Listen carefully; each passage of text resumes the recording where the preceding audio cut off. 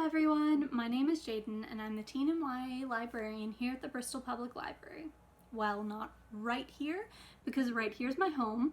Welcome to my living room, and welcome to the first teen virtual summer reading book club. We'll be doing these every Friday at 3 p.m. One of us will be in the chat, and we'll be talking with you as the video premieres here on YouTube.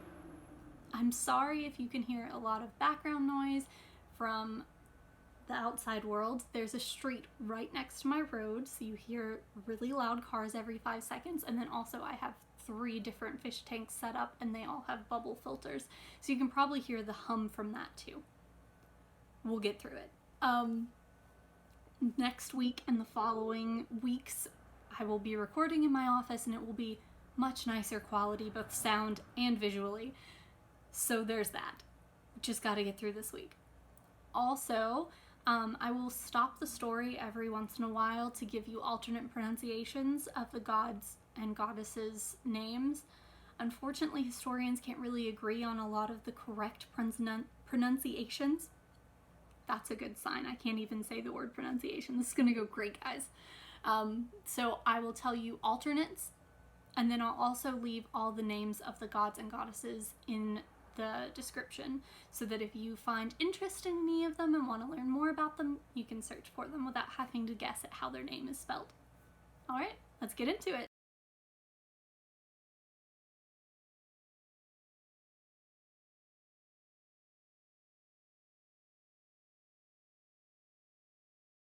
Nut, the sky goddess, was the wife of Ra. She was, however, beloved by Geb, Seb, Keb, we'll say Seb, whose affection she returned. When Ra discovered his wife's infidelity, he was wrathful indeed. He pronounced a curse upon her, saying that her child should not be born in any month or in any year. Now, the curse of Ra the Mighty could not be turned aside, for Ra was the chief of all the gods. In her distress, Nut called upon the god Thoth, also known as Tehute, we'll say Thoth, who also loved her. Thoth knew the curse of Ra must be fulfilled, yet by a very cunning stratagem, he found a way out of the difficulty. He went to Silene, the moon goddess, whose light rivaled that of the sun himself, and challenged her to a game of tables. The stakes on both sides were high, but Silene staked some of her light, the 17th part of each of her illuminations, and lost. Thus it came about that her light wanes and dwindles at certain periods, so that she is no longer the rival of the sun. From the light which he had won from the moon goddess, Thoth made 5 days, which he added to the year. At that time, the year consisted of 360 days. In such a wise way he did this that they belong neither to the preceding nor the following year, nor to any month. On these 5 days, Nut was delivered of her 5 children. Osiris was born on the 1st day, Horus on the 2nd, Set on the 3rd, Isis on the 4th, and Nephthys on the 5th. On the birth of Osiris, a loud voice was heard throughout the world saying, "The Lord of all the earth is born." In course of time, the prophecy concerning Osiris was fulfilled, and he became a great and wise king.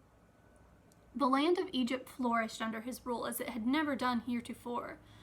Like many another hero god, he set himself to the task of civilizing his people, who, at his coming, were in a very barbarous condition, indulging in cannibalistic and other savage practices.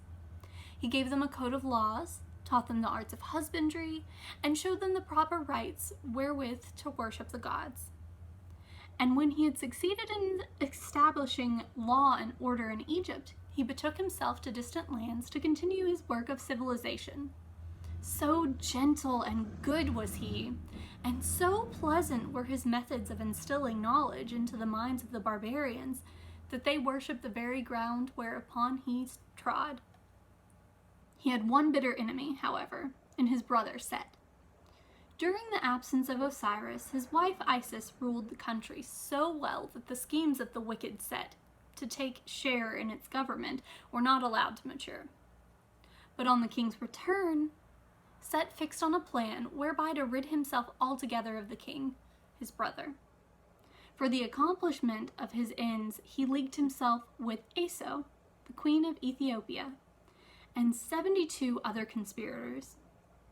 Then, after secretly measuring the king's body, he caused to be made a marvelous chest, richly fashioned and adorned, which would contain the exact size of the body of Osiris.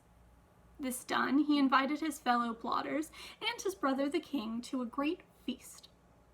Now Osiris had frequently been warned by the queen to beware of Set, but having no evil in himself, the king feared it not in others, so he betook himself to the banquet. When the feast was over, Set had the beautiful chest brought into the banqueting hall, and said, as though in jest, that it should belong to him whom it would fit. One after another, the guests lay down in the chest, but it fitted none of them till the turn of Osiris came.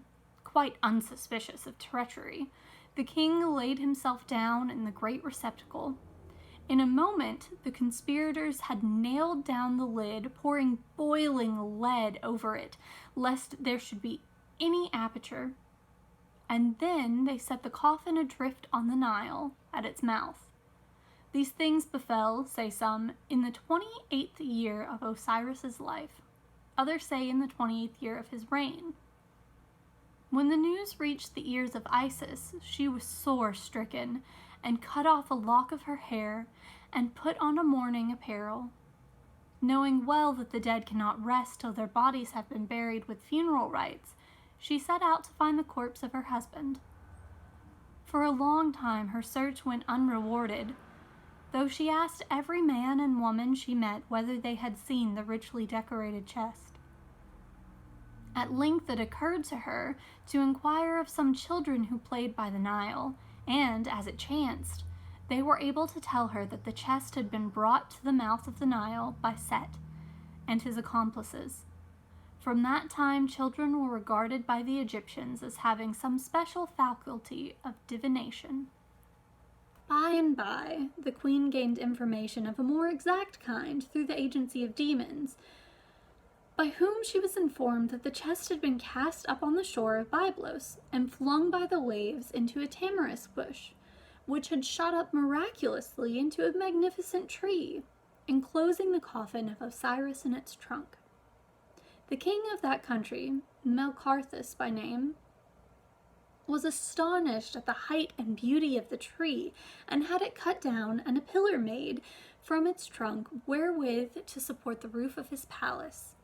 Within this pillar, therefore, was hidden the chest containing the body of Osiris.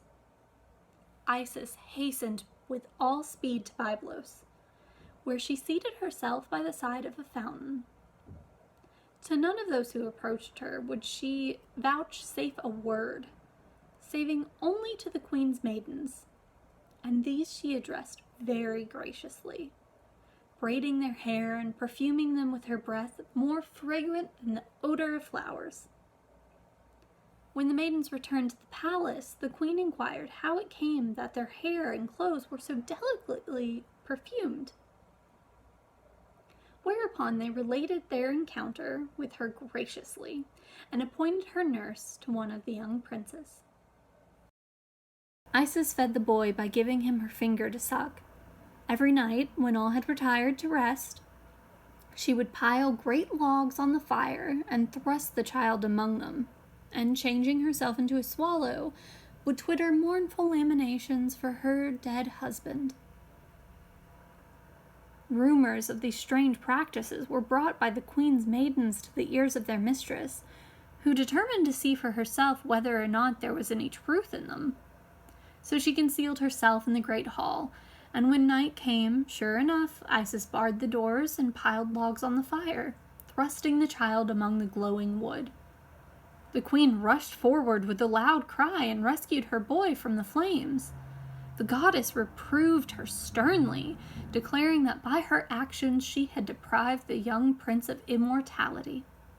Then Isis revealed her identity to the awe-stricken queen, and told her story, begging that the pillar which supported the roof might be given to her. When her request had been granted, she cut open the tree, took out the coffin containing the body of Osiris, and mourned so loudly over it that one of the young princes died of terror. Then she took the chest to the Sea of Egypt, being accompanied on the journey by the elder son of King Melicarthus. The child's ultimate fate is variously recounted by several conflicting traditions. The tree, which had held the body of the gods, was long preserved and worshipped by Byblos. Having arrived in Egypt, Isis opened the chest and wept long and sorely over the remains of her royal husband. But now she bethought herself of her son Horus, the child whom she had left in Buto, and leaving the chest in a secret place, she set off in search of him. Meanwhile, Set, hunting under the light of the moon, discovered the richly adorned coffin, and in his rage rent the body into 14 pieces, which he scattered here and there throughout the country. Upon learning of this fresh outrage of the body of the god, Isis took a boat of papyrus reeds and journeyed forth once more in search of her husband's remains.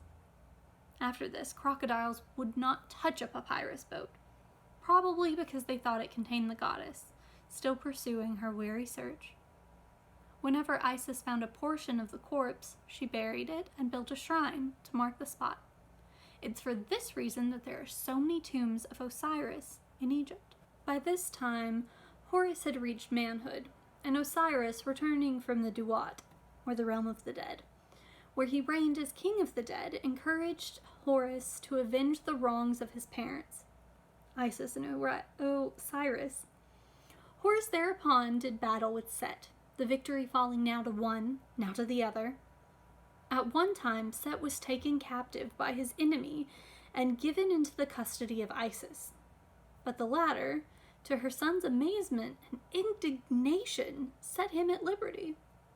So angry was Horus that he tore the crown from his mother's head.